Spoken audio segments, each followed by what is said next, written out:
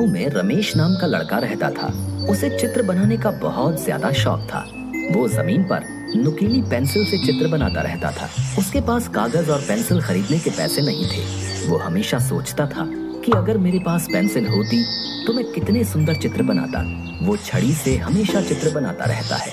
एक दिन जब चित्र बना रहा था तो उसे एक बूढ़ी औरत मिली। उसने रमेश को एक जादुई पेंसिल दी। इससे तुम हमेशा चित्र बनाकर गरीबों की मदद करना, और तुम्हें अगर मेरी जरूरत पड़े तो इसी पेंसिल से मुझे बुला लेना। ये कहकर वो बूढ़ी औरत गायब हो गई। रमेश बहुत खुश हुआ और उसने पेंसिल से जमीन पर एक सेब का चित्र बनाया। वाह, क्या छड़ी है! अचानक ही वो सेब असली हो गया। फिर उसने एक बिल्ली का चित्र बनाया और देखते ही देखते वो भी असली बिल्ली बन गई। ये क्या? ये तो एक जादुई पेंसिल है। बहुत बहुत शुक्रिया बूढ़ी अम्मा, आपकी ये बात मैं हमेशा याद रखूंगा। अब रमेश ने फलों की टोकरी बनाई और वो भी देखते देखते असली बन गई। और उसने गांव के बच्चों के लिए कपड़े, किताबें, अनाज आदि चीजें बनाई। देखते देखते सबका सब सामान असली बन गया। रमेश गरीब किसानों को जो भी चाहिए होता था बना कर दे देता था। गांव के लोग रमेश से बहुत ही खुश थे क्योंकि वो गांव के गरीब लोगों की सहायता करता था। ये खबर राजा के कानों तक पहुंची।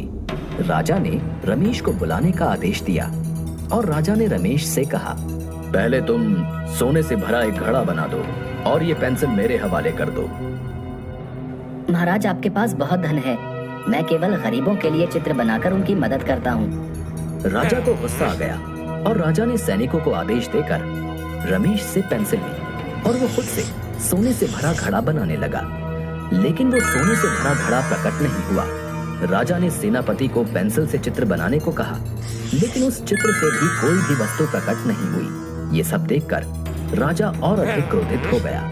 सुनो रमेश, जैसा मैं बोल रहा हूँ वैसे चित्र तुम्हें बनाना ही पड़ेगा, नहीं तो मैं तुम्हें कारागार में बंद कर दूंगा। रमेश मन ही मन में सोचने लगा, अगर वो राजा की आज्ञा का पालन नहीं करेगा तो राजा उसे कारागार में बंद कर देगा, तो वो गरीब लोगों की मदद नहीं कर पाएगा। वो चतुर था।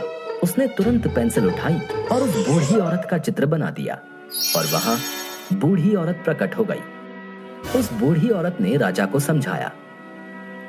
प्रणाम महाराज, सच कहूं तो आपके पास धन की कोई कमी नहीं है, लेकिन वाकई में जो गरीब है रमेश, उनके लिए ढेर सारी खुशियां लाने का काम कर रहा है।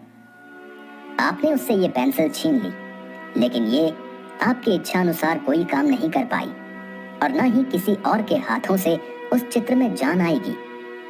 रमेश के काम के प्रति लगन और उसकी ईमानदारी देख के ही उसे ये पेंसिल मिली है। राजा को अपनी गलती का एहसास हो गया और राजा ने रमेश और बूढ़ी औरत से माफी मांगी और फिर बूढ़ी औरत वहां से गायब हो गई। राजा ने रमेश का सम्मान किया